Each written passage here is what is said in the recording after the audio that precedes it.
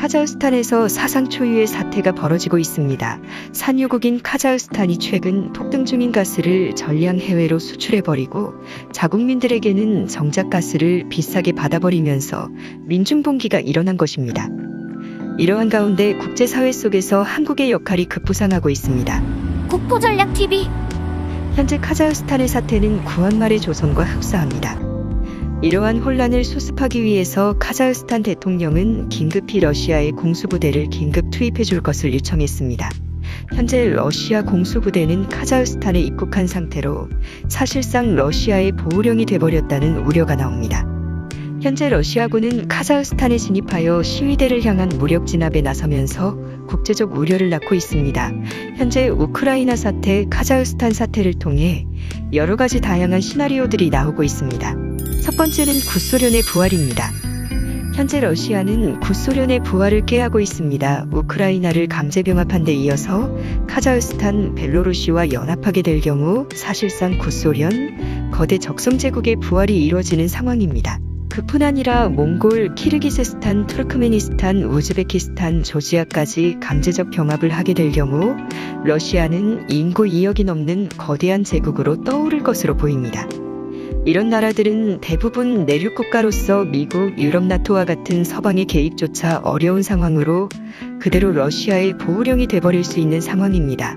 아시아 회귀 전략으로 대중국 압박에 치중하는 미국으로선 손을 놔버릴 수밖에 없는 상태입니다. 이를 막기 위해 카자흐스탄은 투르크민족 국가들의 연합을 추진하였고 터키 에르도안 행정부가 들어선 이후로 터키는 중앙아시아의 여러 나라들을 병합하여 러시아의 남하를 막고 중국의 신장 위구르의 터키인들, 즉 옛 돌궐 민족들을 해방하기 위한 전략을 취하였으나 러시아의 카자흐스탄 개입으로 인해서 이러한 일은 어려워지고 상대적으로 터키의 세력권은 위축될 수 있다는 우려가 나옵니다. 두 번째 시나리오는 러시아의 분열 사태입니다. 러시아에서는 이번 카자흐스탄 시위의 배후를 미국 CIA로 지목하고 나섰습니다. 미국의 음모에 의해 칠러 성향의 카자흐스탄을 러시아에서 떼어놓고 러시아의 남하와 동진을 막기 위한 전략 거점으로 삼을 것이라는 러시아 측 분석이 나와 이번 카자흐스탄 시위에 러시아 공수부대를 투입한 것으로 보이고 있습니다. 실제 러시아와 중앙아시아 일대는 급격한 인플레이션 현상으로 민중들의 동료가 심상치 않습니다. 천연자원을 많이 가지고 있는 러시아는 이번 경제위기에서 큰 혜택을 봐서 역사상 최대 규모의 외환 보유를 확보했지만 최근 물가 상승이 심각합니다. 자칫 카자흐스탄처럼 러시아 일부 지역에서 민중이 봉기하게 될 경우 러시아 국토 분열의 우려가 나오는 것입니다. 실제 1918년 영원할 것 같았던 제국, 제정러시아가 붕괴하고 볼셰비키 혁명이 일어난 직후 미국은 시베리아에 병력을 파견했습니다. 우드로 윌슨 미국 대통령은 동부러시아 지역의 공산주의 세력이 아닌 러시아 황제 세력, 자본주의 러시아의 나라를 세울 시도를 하기도 하였습니다. 시베리아와 동부 유럽 쪽에 4개의 국가를 만들어 러시아를 여러 개로 나눌 계획이었던 것입니다. 1918년부터 1920년까지 있었던 이 전쟁은 소비에트 러시아의 승리로 끝나면서 분열 계획은 실패했지만 미국을 비롯한 서방 진영이 러시아를 여러 조각으로 분열을 시킬 계획을 하고 있다는 공포감은 늘 러시아를 긴장하게 하고 있습니다. 그런데 실제 한국과 가까운 동부러시아 지역에서는 러시아의 민주화를 요구하는 목소리가 높아 하바로브스크를 비롯한 동부 시베리아 대도시권을 중심으로 반푸틴 정서가 확산되고 있는 상황입니다.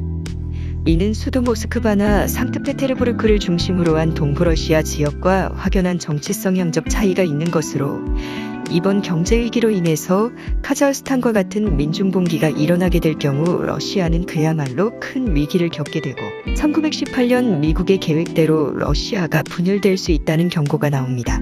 동부러시아의 친미 친서방의 민주주의 체제에 국가가 들어서게 될 경우 미국은 엄청난 이득을 얻습니다. 아메리카 대륙과 아시아를 연결하는 철도 노선을 안심하고 건설할 수 있기 때문입니다. 그뿐만 아니라 최근 온난화로 인해 녹고 있는 북극해의 북극 항로를 더 안심하고 활용할 수 있고 물류패권을 러시아를 배제하고 미국이 장악을 할 수 있기 때문입니다. 하지만 과연 이 같은 분열 계획이 효과적으로 일어날지는 미지수입니다. 푸틴이 장기 집권을 선언하고 나서면서 사실상 종신 독재를 할 것으로 보이기 때문입니다.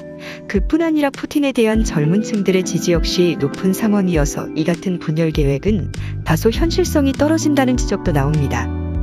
그러나 급작스런 물가 폭등 사태를 비롯한 동부러시아 지역의 반정부 정서는 향후 러시아가 안고 가야 할 가장 큰 위협 요인으로 평가되고 있습니다. 세 번째 시나리오는 터키의 성장과 중공의 분절입니다. 카자흐스탄은 투르크 민족 연합을 최초로 제안한 나라입니다. 그런데 이번 카자흐스탄 사태로 러시아군이 카자흐스탄에 주둔하게 되면 이러한 투르크 연합체 역시 무산될 가능성이 높습니다. 특히 터키는 서방권의 경제 제재로 인한 터키리라화 대폭락 사태로 인해서 서민물가 폭등으로 큰 위기를 맞고 있습니다. 터키는 옛 돌궐민족 연합과 돌궐제국의 부활을 통해 자급자족이 가능한 국가 시스템을 만들려 하였으나 이번 카자흐스탄 사태로 이러한 계획이 어렵게 되는 상황입니다. 터키가 이렇게 된 이유는 친서방 유택의 언론인과 자본가를 탄압하고 언론의 자유를 말살하기 시작하면서 터키 경제의 위기가 일어난 것입니다. 나토 서방 진영의 최전방에 든든한 나라였던 터키가 에르도안 행정부 집권 이후 보수 이슬람 세력을 앞세운 민족주의 국가이자 반서방 진영의 애매한 포지션을 취하다가 경제적 위기가 터진 상황입니다. 연일 물가는 폭등하고 집값이 상승하는 현재의 상황으로 인해서 에르도안 행정부의 지지율은 나날이 떨어지는 상황입니다. 그뿐 아니라 K-팝이나 서구 문화를 즐기는 젊은 층들로부터도 보수 이슬람 반서방 정책은 지지를 얻지 못하고 있습니다. 만약 터키가 다시금 예전의 모습처럼 정상적인 친서방 정권으로 돌아서고 민주주의와 표현의 자유가 활성화된다면 터키는 다시금 부유한 국가가 될 수 있을 것으로 관측되며 터키는 투르크 민족국가 연합의 수장으로서 최근 위기에 빠진 카자흐스탄의 경제를 도와서 정치적 안정화를 도모하여 범돌궐연합체가 본격 결성되어 러시아를 견제하고 중국 신장 위구르 지역의 해방에 기여할 수 있을 것으로 관측됩니다. 네 번째는 떠오르는 한국의 역할입니다. 현재 한국의 신북방 정책은 다소 위축돼 있는 상태입니다. 몇 해 전까지만 해도 한국은 몽골의 특수부대를 파견하여 상호 군사교류 활동이 활발하였으나 최근에 북핵 사태와 전 세계적 질병 사태로 위축된 상태입니다. 우리나라의 신북방 정책은 몽골뿐 아니라 카자흐스탄 멀리는 헝가리까지 이어지지만 현재는 헝가리를 포함한 비세그라드 4개국의 정책과 물질적 지원이 집중되는 상황입니다. 다행히 한국의 지원으로 헝가리를 포함한 비세그라드 4개국은 러시아로부터의 침공을 막아낼 수 있었고 친서방주의, 친미 성향의 자유민주주의 체제에 독립된 국가 시스템을 구축할 수 있었습니다. 헝가리를 포함한 비세그라드 4개국에 대한 한국의 투자로 부유해진 경제력을 기반으로 한국산 무기 수입을 통해 부국 강병을 이뤄낼 수 있었던 것입니다. 이러한 일이 몽골을 포함한 중앙아시아에서도 일어날 수 있을지 주목됩니다. 카자흐스탄은 과거 돌궐민족 계통의 국가로 한민족과는 친척의 민족들입니다. 북방유목민족으로서 과거 고구려와의 동맹을 통해 중국을 견제했던 역할을 하기도 하였습니다. 최근 한국은 몽골과의 협력이 중요해지는 상황에서 몽골에서 한국인들의 피습 사건, 한국에 이주해온 몽골인들의 난투극 등으로 인해 몽골 내 한국인들의 반한 감정이 생겨날 위기에 놓여 있습니다.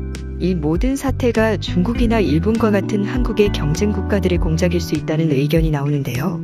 현재 동남아시아에서 나날이 커가는 한국의 위상은 매우 대단합니다.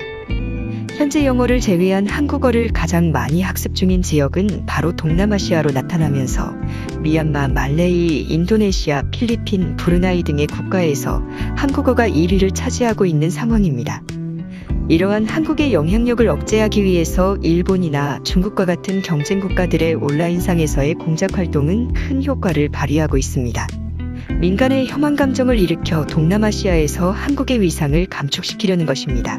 유사한 일이 몽골과 같은 신북방 정책의 대상이 되는 중앙아시아에서도 일어날 수 있다는 지적이 나오는 가운데 몽골과 카자흐, 우즈벡 같은 중앙아시아 국가들과의 교류 협력을 통해서 중국이나 러시아와 같은 강대국의 국가의 존망이 휘둘리는 일이 없도록 해야 한다는 지적이 나옵니다. 최근 한국은 몽골과 군사협력을 강화하기로 했습니다. 양국은 날로 커지는 군사적 위협 속에서 정기적 합동군사훈련을 실시하고 군사협력을 통해 인재양성협력을 강화하기로 사인했습니다. 몽골과 한국은 국방 분야 고위급 교류를 정례화하기로 하면서 몽골이 자주 국방이 가능하도록 한국이 지원하기로 하였습니다.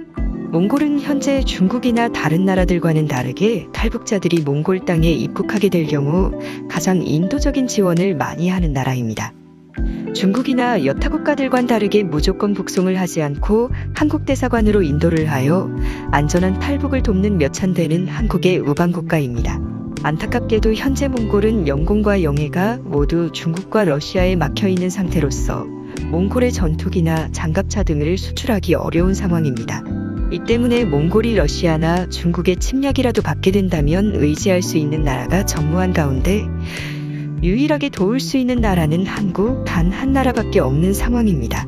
몽골 역시 카자흐스탄의 사태와 같은 일을 방지하려면 한국과 같은 나라들과의 우호 협력이 매우 절실한 상황 속에서 한국의 역할이 중앙아시아 지역에서 매우 중요해지고 있다는 분석이 나옵니다. 2021년 초반부터 시작된 미얀마 사태, 그리고 우크라이나 사태, 그리고 카자흐스탄 사태 모두 약한 국방력과 민주주의의 위협이 받는 상황 속에서 일어난 사태로서 국민과 정치인들이 깨어있지 않는다면 언제라도 국가가 위협받을 수 있습니다.